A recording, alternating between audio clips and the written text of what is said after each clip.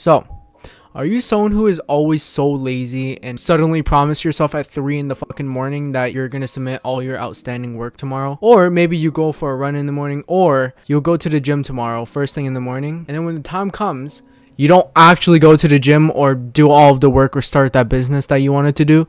And then you wake up in regret because that was all just 3 a.m. motivation, like those TikTok videos. Fuck your feelings.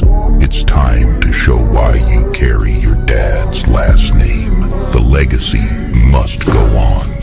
Shut your Because if that sounds like you probably regretted it right in the morning as you woke up. Because I know I did. And I know this because I am a gold medalist at 3 a.m. motivation, promising myself to do all this type of bullshit, and then I don't actually do it in the morning and I just stay in bed all day. Now you see, the thing is, I was actually able to turn my life around from being a lazy, fat, chubby kid who looked like that one Asian character from Up. I didn't care about anything in the world, working or anything, except for playing video games, vaping in the school washrooms, eating junk food, and hanging out with people with bad influences. And of course, averaging 50s and barely even passing almost all of my classes. And I somehow was able to transform myself into the most productive person in my school. And how I know this? I don't. And so now my schedule has changed a little bit. I run in the morning every day at 6 in the morning before school starts. I wake up before everyone does. I literally wake up before my parents.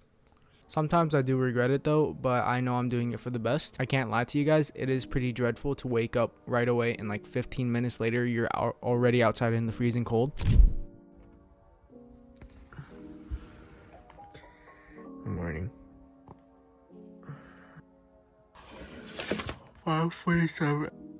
As you can tell, it is 5:49. Usually every other day I would also go to the gym as well after school, so there's also that. I read the Bible right before school as well. After I run, I read the Bible straight away so that I don't procrastinate. I go to school studying and averaging around 80s and 90s now. I am able to do this while also managing a part-time job, while still being able to do self-improvement practices like reading 10 pages a day and journaling, while also being able to hang out with my friends and doing things that I love. And I wanted to tell you guys my story because it is possible. It's just you guys are probably just not doing it right and you haven't implemented a type of system into your lifestyle. And that's the point of this video. Now, I'm not saying to go run at 6 in the fucking morning like if you're David Goggins or some shit. 17. You don't know me, son. Get it. 18. I just wanted to show you guys that I was able to be the best version of myself, not by pure luck or by natural talent. I just followed steps, strategies, and systems. Now, before I talk about the steps on how you can be productive, just like me, you have to understand what makes a person unmotivated or unproductive. Is it because they're naturally lazy? Not exactly. More or less, things like stress, being burnt out, or even fatigue. Now, you also might be wondering, why would you be fucking stressing if you aren't even doing any work yet? Well, it's actually a different type of stress. It's called toxic stress, and basically instead of stressing or being overwhelmed by something you're having trouble finishing, you're stressing about. All right, I just wanted to stop you guys here for a minute because in the next 2 minutes of the video I was going to talk about what toxic stress was, but I didn't do enough research, and so I started rambling on about basically nothing. So what I mean about toxic stress is when you stay in a stressful period of time for way too long, you develop something called toxic stress. There's positive stress, there's normal stress, and there's toxic stress. So for example would be having family problems or mental problems at home, or even just being isolated and having depression, right? All these stimulate stress, and if you stay in this environment for so long, you develop something called toxic stress, and these could lead to bigger problems than just your mental health. These can cause you to get illnesses, and just overall it's worse than depression. Anyways, let's get back to the video. I'm also a victim of being overwhelmed. I remember I had this math teacher where she would give us homework every single day. And the thing was, and she would talk so fast, I would literally look around in my classroom like this and then see if anyone else was also understanding what she was fucking saying. And to my surprise, everyone was staying so fucking focused. I was like, what the fuck?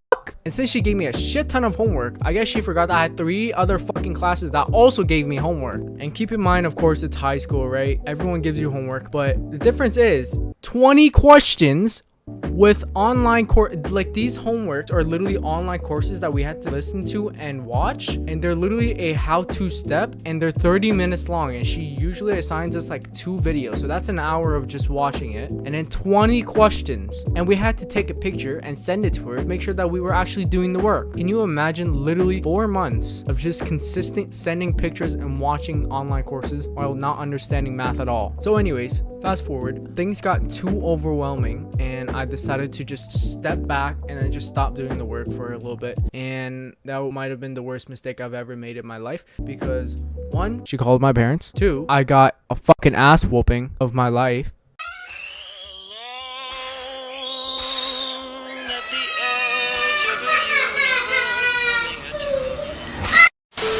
And 3, I had to stay in for an entire week catching up on all the homework at lunch. Also, I had to do like the other homeworks that were assigned that day too after school. Now, onto fatigue. If you play any sports or do any physical activities like I used to do, you'd know that sometimes pushing past your limits can affect you both mentally and physically. And this causes you to not want to do anything else other than like eat and then just sleep after like your physical or sports activity. And sometimes if you had outstanding homework that you had to do or study, you'd procrastinate like crazy. And that's when you start saying, I'll do it tomorrow. And then when tomorrow comes, you're like, oh, it's fine. I have like 3 more days until this assignment is due. I'll do it tomorrow. And then I'll do it tomorrow. And then when the time comes, you still haven't fucking done it. Now, what makes a person motivated and productive? No one is 100% productive, okay? No one is 100% productive all the time as well. It's not scientifically possible. If you think you can be productive for the rest of your life, you need to fucking lower your confidence, because that is not true. What you should be doing is balancing how you do things. That's how most productive people do it. They figure out how they do things, what makes them procrastinate. And if you question yourself saying, is it because the work that you don't want to do? Is it because you don't have time? Or are you tired? If those are the questions you're asking yourself, those are just excuses in my opinion, because ask anyone who is productive, even if they're tired, they'll find a way, circle around, and they'll find a way to fit it into their schedule. That's what balancing your life is about. Keep in mind that it takes a little while to build up a habit of being productive. It doesn't just happen overnight. It doesn't just magically happen because of a snap of a finger. You might have the motivation to do it, but if you take advantage of that motivation, that spike of little motivation, you'll get burnt out and you'll just procrastinate even longer. Now finally, how did I manage to become the most productive student in my school while also managing the best of my time to do what I love, hanging out with my friends, and also not getting beaten up by a rice spatula? Step 1 is to start small.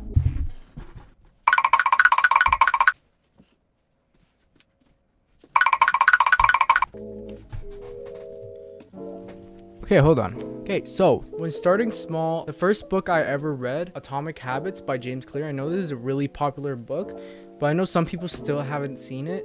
But if people have heard or read of it, they know that starting small is the most highlighted thing in the book. And I think the sentence goes, be 1% better than who you were yesterday. And if you actually take that into mind, if you become 1% better than who you are yesterday, take that in a year, that's 365% better than who you were last year. What? That's 365% better than who you were last year. Bro, what are you talking about, man? Do something for 2 minutes maybe. Find what you like to do. Don't start too big, because if you start too big, you'll whether get worn out, get burnt out, or you just end up hating it and finding it like a chore. An example of this is my reading habits, where I hated reading. And so when I actually read this book, I actually decided to read only one page a day. And although it seemed really small small, I kind of liked it that way because one, it was easier for me to read. It was literally just 1 page of reading, and I did this for a month. So 1 page a day for a month, that's like about 30 days, 31 days. And so it kind of just molded into my daily routine, and that's when I started bumping up the pages to 2, 3, 4, 5 pages until it reached a chapter. And that's my magic number there. That's the number that I think I'll stick to the most when it comes to books, depending on if it's a big book.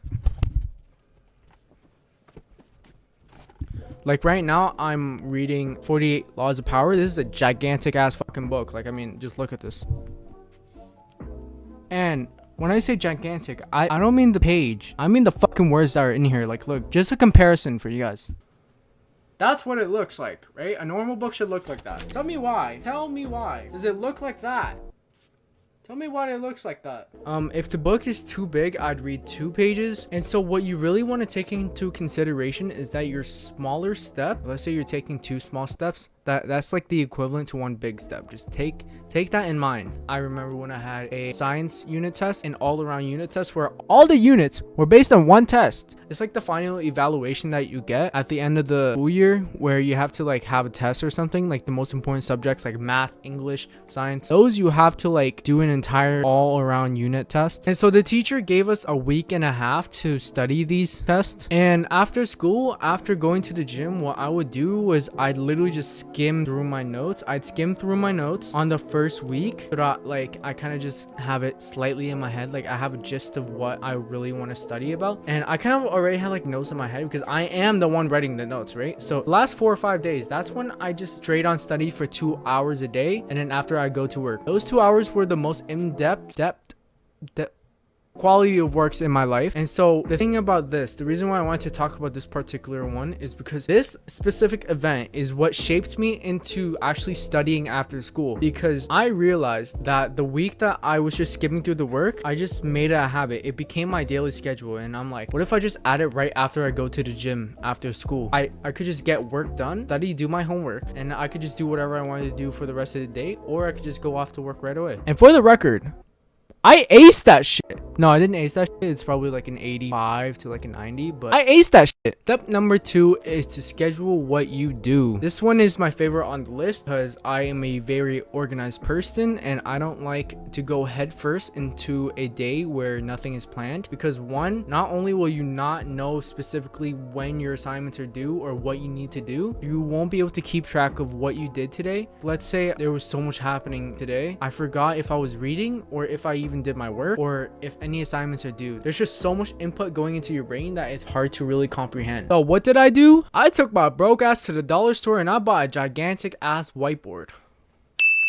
Thank God though, it was only $5. My broke ass had like $7 left. Walmart had them for like $35 Canadian dollars. And like it made no sense because it was literally the same material, just different markers. So an example of my daily routine right now, I'll just give an example, is I'd write running in the morning, Bible, read 2 pages, go to school, read and journal in school, gym after school, study or do homework after school, and then work. Anything suddenly came up, I'd know the day before. And the thing with this is, the reason why you guys want to get this whiteboard and plan, you guys want to plan the day before. Again, the day before is important because not only will you already know what you're gonna do day before, you'll mentally be prepared. And what you don't want to do is create tomorrow's schedule in the middle of the fucking day. It makes no sense. The last thing you should be doing at the end of the day is not your night routine, is actually writing down what you want to do tomorrow. Basically a to-do list. Last but not least, step number 3, to eliminate all distractions or bad influences. When you have friends, you might want to think, are they the best influence for you? Because the people you surround yourself with are the people who shape who you are. And sometimes you pick up a few character traits from them, and if you don't, that's not true, because you always do. There's actually an article talking about how the term environmental influences literally impacts the structure of the brain. The surface of the brain gets picked on, and that's where your friends with bad influences or good influences come into the brain.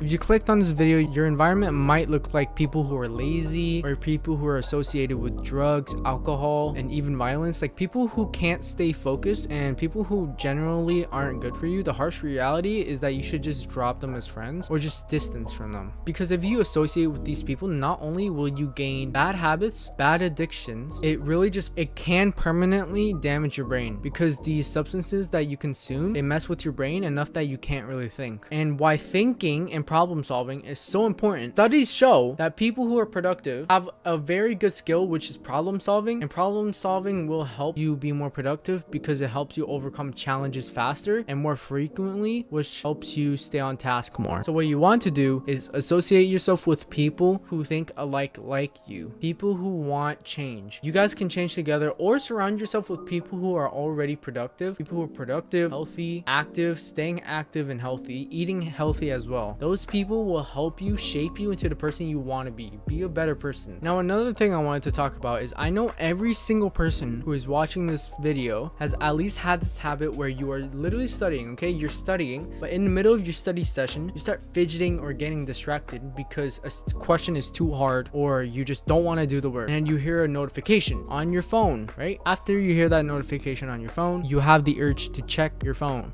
And that's where the chain of TikTok and Reels happen. You suddenly find yourself mindlessly scrolling on social media. TikTok, Reels, literally YouTube Shorts too, Facebook Reels. Guess what? That was also me, okay? I mean, I haven't found a single person who hasn't done that. But I realized that if I even put my phone on silent, I would still have the urge to still go on my phone, because we all chase dopamine, basic human nature. We feel like we want to be rewarded in some way, so we chase dopamine. So as my last resort, I decided to put my phone in a different room, and this time I'm gonna shut off my phone. Another option you could do is give it to a family member, because that way it's more trusted, and tell them to only give you the phone after you finish the work, and also they have to see that you finished the work. But if you live alone or you're in your dorm, whatever, you could just give it to your roommate or just leave it as a separate spot in the room, because notifications or just literally seeing your phone can be a trigger, and that could lead you to mindlessly scrolling on TikTok. And you might be wondering, if you turn off your phone or give your phone to a roommate or a family member, how are you going to listen to music while studying? I haven't seen a person who hasn't studied without music. It's so boring. Well, if you have a laptop and computer, I mean, most people have to at least have one of them. You can just plug in your headphones or whatever and then just watch Spotify on there. Just listen to Spotify, or just because there is less short form content like TikTok and Reels, and it's hard to access it on there. If you guys want a full video on how I was able to overcome my addiction with nicotine and also stop partying and become an academic weapon, let me know in the comments. And if you guys want to know how I was able to build good habits, let me know below. So subscribe.